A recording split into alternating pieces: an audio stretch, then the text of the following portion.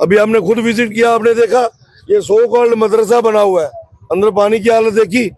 जो पानी आपके घर, मेरे घर, हमारे जम्मू कश्मीर के लोगों के घर, जो हमारे हिंदुस्तानी यहाँ रहते हैं उनके घरों में होना चाहिए था, जो बूंद बूंद के लिए तरस रहे हैं, जो पैसा दे के टैंकर मंगवाते हैं, वो पानी यहाँ पे टूटियां लगी हुई है, स्टील की टूटियां लगी हैं और पानी खुला चल रहा है। हमने जाके टूटियां बंद की। लेकिन बहु कॉन्स्टिट्यूंसी में बांग्लादेशी रोहिंग्या, और मैंने पहले भी एक बार प्रेस कॉन्फ्रेंस में भी आपने देखा, मैंने कहा हमारे जम्मू के लोगों को भी कहा कि काफिरों सुधर जाओ, तुमने अपनी दुकानों पे इनको रोजगार दे रखा है, ये तुम्हारे बच्चे खा जाएंगे, समझ जाओ। लेकिन अभी इनको अकल नहीं आ रही, अभी गाय जा रही है, कल बकरी जाएगी, परसों इनके को बच्चे चल जाएंगे। कईयों ने तो सरकारी जमीनें कब्जे करके उनसे हजारों रुपया महीना किराया इकट्ठा कर रहे हैं। लेकिन एडमिनिस्ट्रेशन क्या कर रही है? अगर एडमिनिस्ट्रेशन नहीं करेगी तो लोगों ने मुझे वोट दिया है ना, मैं तो करूंगा।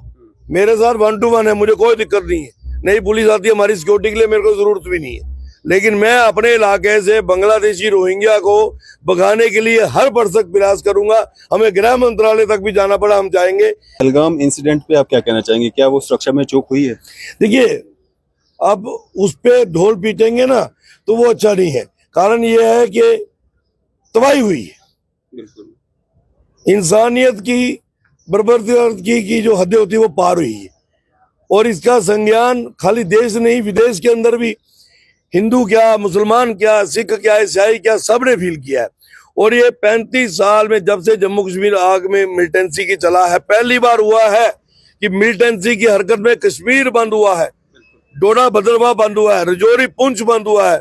और कश्मीर और डोडा रजौरी के मुसलमानों ने भी, लड़कों ने सड़कों पे उतर के कहा है कि जो लोग शहीद हुए हैं कि शहीदों हम शर्मिंदा है, क्योंकि तुम्हारे जो काफिर कातिल है वो अभी तक जिंदा है। तो ये अंदर से निकलती है आवाज, ऐसे नहीं निकलती है। लिफ्टिंग के मामले जो है लगातार बढ़ रहे हैं। रात को भी यहाँ पे एक मामला सामने आया, कैसे देखते हैं? आज आप खुद भी शाम को आए। देखिए, मेरी तो कॉन्स्टिट्यूंसी है, मैं कंसर्न्ड हूँ। मैं जितना परिवारों के बच्चों के लिए कंसर्न्ड हूँ, उतना मेरे इलाके के जो इन लोगों ने पशु रखे हैं, चाहे वो बकरी रखी है, भैंस रखी है, गाय रखी है, मैं उसके लिए भी कंसर्न हूँ।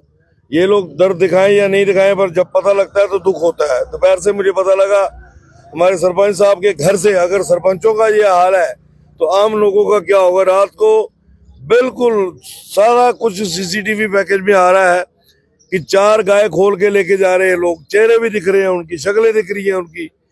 और मुझे पहले ही शंका थी कि हम शुरू से कहते आए हैं कि इस इलाके में बांग्लादेशी रोहिंग्या जो है वो चोरों का रूप धारण कर चुका है। एंटायर पूरे मेरी कॉन्स्टिट्यूंसी के अंदर जितनी चोरियां हो रही हैं उसके लिए ये लोग जिम्मेवार हैं।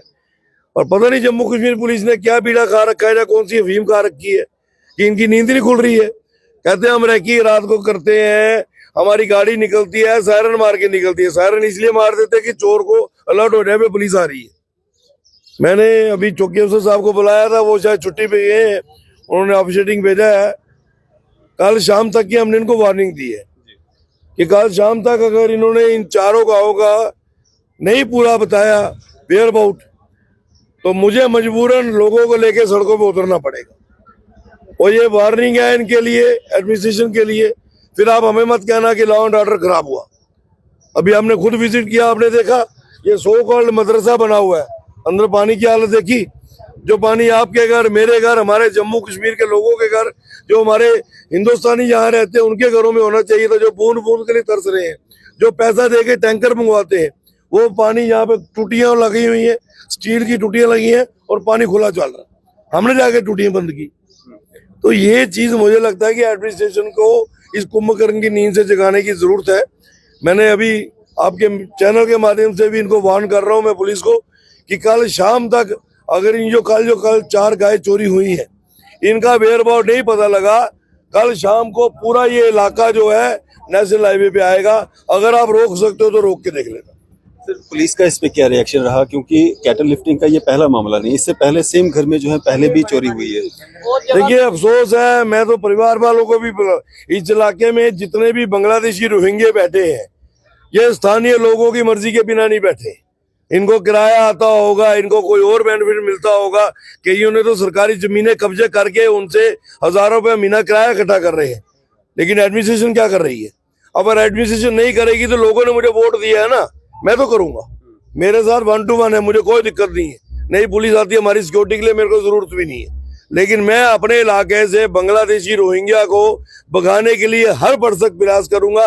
हमें गृह मंत्रालय तक भी जाना पड़ा हम जाएंगे, लेकिन बहु कॉन्स्टिट्यूंसी में बांग्लादेशी रोहिंग्या, और मैंने पहले भी एक बार प्रेस कॉन्फ्रेंस में भी आपने देखा, मैंने कहा हमारे जम्मू के लोगों को भी कहा कि काफिरों सुधर जाओ, तुमने अपनी दुकानों पे इनको रोजगार दे रखा है, ये तुम्हारे बच्चे खा जाएंगे, संभल जाओ। लेकिन अभी इनको अकल नहीं आ रही। अभी गाय जा रही है, कल बकरी जाएगी, परसों इनके को बच्चे चल जाएंगे, फिर इनको पता लगेगा कि हो क्या रहा है हमारे साथ। लेकिन मैं इतनी आसानी से इतना लूप होल नहीं छोड़ूंगा, मैं लड़ाई लड़ूंगा इनकी, ये साथ दे मेरा या ना दे। पर मैंने कह दिया है कल शाम तक 24 घंटे इनके पास है, इनसे वेयर बोर्ड वीडियो वगैरह चौकी अफसर वगैरह सारा कुछ ले लें। डीएसपी साहब को भी मैंने इन्फॉर्म कर दिया है, वो पूरी टीम यहाँ भेजे, रैकी करें, कैमरे लगे हुए हैं। 4 बजे दिन चल जाता है और 2-2:30 बजे के बीच में 4 गाय गायब हो गई। यार कमाल की बात है, इतनी अंधेरी नगरी थोड़ी हो गई है। मरी हुई है पुलिस, अगर मान लो मरी हुई है या तुम लोग मिलके करवा रहे हो तो भैया कह दो कि हम नहीं कर सकते कुछ में, फिर हम देख लेंगे। हम पब्लिक के नुमाइंदे हैं, पब्लिक हमारे साथ उतरेगी, हम देखेंगे 1 to 1 किसके साथ होता है। रंधावा जी, पहलगाम इंसिडेंट पे आप क्या कहना चाहेंगे? क्या वो सुरक्षा में चूक हुई है? देखिए, अब उस पे ढोल पीटेंगे ना तो वो अच्छा नहीं है। कारण ये है कि तबाही हुई है, बिल्कुल इंसानियत की बर्बरती की जो हदें होती है वो पार हुई है। और इसका संज्ञान खाली देश नहीं, विदेश के अंदर भी हिंदू क्या, मुसलमान क्या, सिख क्या, ईसाई क्या, सबने फील किया है।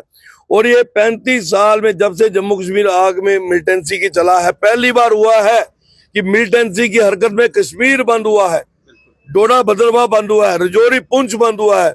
और कश्मीर और डोडा रजौरी के मुसलमानों ने भी, लड़कों ने सड़कों पे उतर के कहा है कि जो लोग शहीद हुए हैं कि शहीदों हम शर्मिंदा है, क्योंकि तुम्हारे जो काफिर कातिल है वो अभी तक जिंदा है। तो ये अंदर से निकलती है आवाज, ऐसे नहीं निकलती है।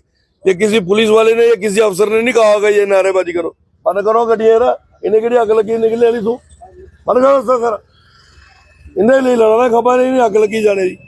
तो मेरा ये मानना है अरफाज भाई कि लॉ एंड ऑर्डर को ध्यान में रखना एडमिनिस्ट्रेशन का काम होता है, लेकिन अगर एडमिनिस्ट्रेशन फेल होगी तो फिर लोग सड़कों पे उतरेंगे।